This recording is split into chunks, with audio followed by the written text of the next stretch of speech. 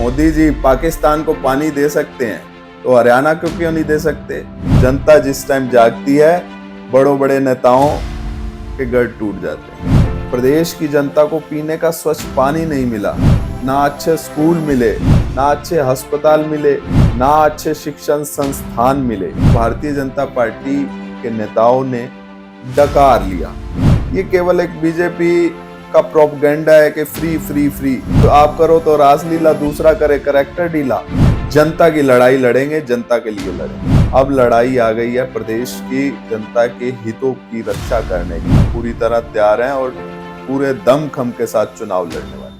नमस्कार, मैं हूं परविंदर। आज हम बातचीत करेंगे आम आदमी पार्टी के प्रदेश प्रवक्ता या फिर सामाजिक कार्यकर्ता भी हैं वो, और क्रांतिकारी विचार भी वो रखते हैं, लवलीन टुटेजा जी। सबसे पहले आपका कार्यक्रम में स्वागत है।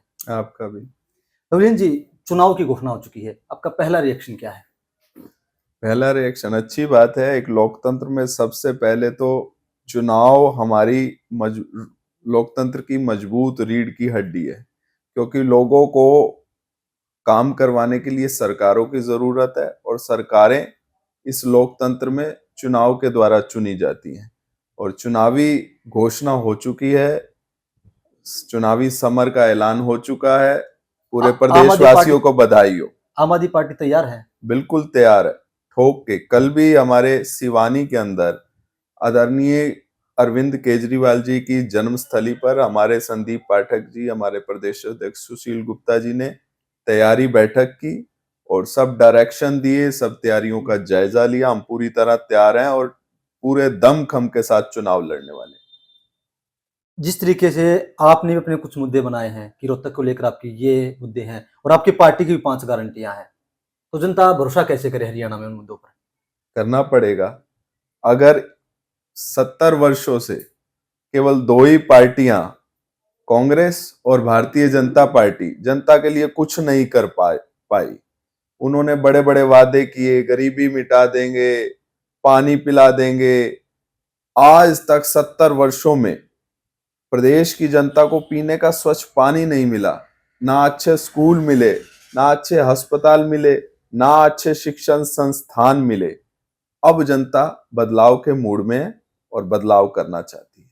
अगर हम रोहतक की बात करते हैं तो रोहतक में सीवरेज एक बड़ा मुद्दा है कि जगह जगह पानी भरता है, तो क्या आपके दिमाग में कोई ऐसी रणनीति है कि जिससे आप इस समस्या का समाधान कर सकें? बिल्कुल, निश्चित तौर पे। हमें तो हैरानी है कि इतना पब्लिक की मेहनत मजदूरी का पैसा जो अमृत योजना के माध्यम से रोहतक की सीवरेज व्यवस्था के लिए करोड़ों रुपया, हजारों करोड़ रुपया रोहतक की जनता के लिए आया था कि सीवरेज व्यवस्था को ठीक किया जाएगा, उसको भारतीय जनता पार्टी के नेताओं ने डकार लिया। हमने एक प्लानिंग बनाई है टेक्नीशियंस के साथ मिलकर, जो इस काम के एक्सपर्ट हैं। इसको सरकार आने के बाद तुरंत प्रभाव से सबसे पहले रोहतक की इस बड़ी समस्याओं का हल किया जाए। एक आपकी पार्टी पर बार बार आरोप लगते हैं कि आप लोग मुफ्त की रेवड़ियां बांट रहे हैं। ये मुफ्त की रेवड़ियां नहीं है, ये जनता के अधिकार हैं जो मिलने चाहिए थे। ये केवल एक बीजेपी का प्रोपगेंडा है कि फ्री फ्री फ्री। अगर फ्री है तो आप उन घोषणाओं की कॉपी क्यों कर रहे हैं? उत्तर प्रदेश चुनाव में अमित शाह जी ने बिजली यूनिट फ्री की घोषणा की, फ्री स्कूटी की घोषणा की। वाई? आप बांटो तो आप करो तो रासलीला, दूसरा करे करैक्टर ढीला। हमने जनता के रिवेन्यू का सही इस्तेमाल किया, जनता का पैसा जनता के ऊपर लगाया। ये पॉलिटिकल पार्टियां जनता के पैसे से मौज करते हैं, अपनी संपत्तियां बनाते हैं, अपने बंगले खड़े करते हैं। क्या आपकी पार्टी इन चुनाव में किसी के साथ गठबंधन करेगी? नहीं, बिल्कुल ये क्लियर है। हमारे नेता संदीप केजरीवाल जी, अरविंद केजरीवाल जी और हमारे अध्यक्ष सुशील गुप्ता जी ने ये क्लियर कर दिया है कि हम इंडिविजुअल जनता की लड़ाई लड़ेंगे, जनता के लिए लड़ेंगे। 90 की 90 विधानसभा सीट। पिछले चुनाव में ऐसा क्या हुआ? लोकसभा चुनाव में आप लोगों ने गठबंधन में चुनाव लड़ा, उसके बाद आप लोगों ने गठबंधन तोड़ दिया। देखो, हमने गठबंधन किया वो संविधान बचाने के लिए किया था और देश की जनता ने उसमें हमारा भरपूर सहयोग दिया। और आज आपको संसद की तस्वीर बदली हुई दिखाई देती है और विपक्ष मजबूत है, जनता की आवाज बनकर विपक्ष उभरा है। अब लड़ाई आ गई है प्रदेश की जनता के हितों की रक्षा करने की, और इसमें हम ईमानदारी से जनता के हितों की रक्षा करेंगे। सबसे बड़ा मुद्दा हरियाणा में हम एसवाइएल का मुद्दा देखते हैं। किसान यहाँ पर बड़ी संख्या में है कि दूसरी पार्टी वाले कहते हैं कि आपके नेता दाएं बाएं जाते हैं तो एसवाइएल का जिक्र करते हैं, लेकिन हरियाणा में एसवाइएल का जिक्र नहीं होता। ऐसा क्यों? देखिए, हमारे नेता तो साफ साफ कहते रहे हैं हमेशा कि एसवाईएल इन पॉलिटिकल पार्टियों ने एक राजनीतिक फायदे का मुद्दा बना लिया है। बात पानी की है जो पूरे देश की जनता को चाहिए। हरियाणा की जनता के लिए भी पानी बहुत जरूरी है, दिल्ली की जनता के लिए भी, पंजाब की जनता के लिए भी।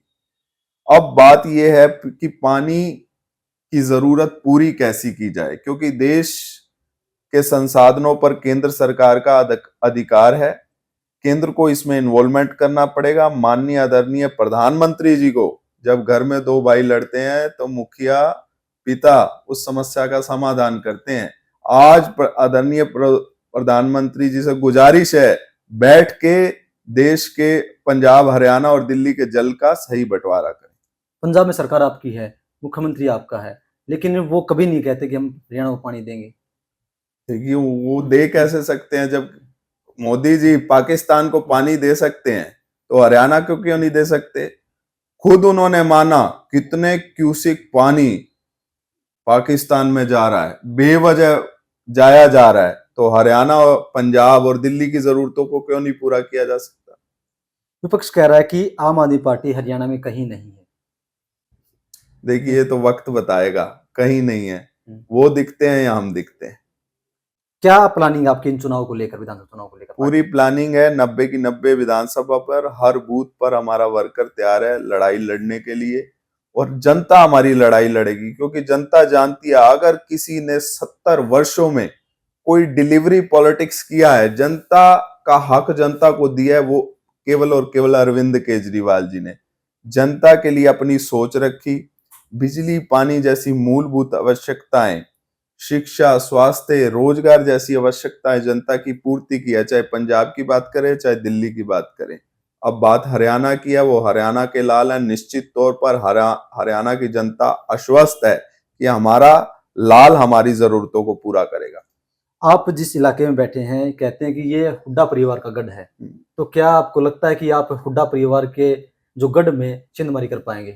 गढ़ वड़ किसी के नहीं होते। गढ़ तो अमरिंदर सिंह जी का भी था, प्रकाश सिंह बादल जी का भी था, सारे गढ़ ढह गए।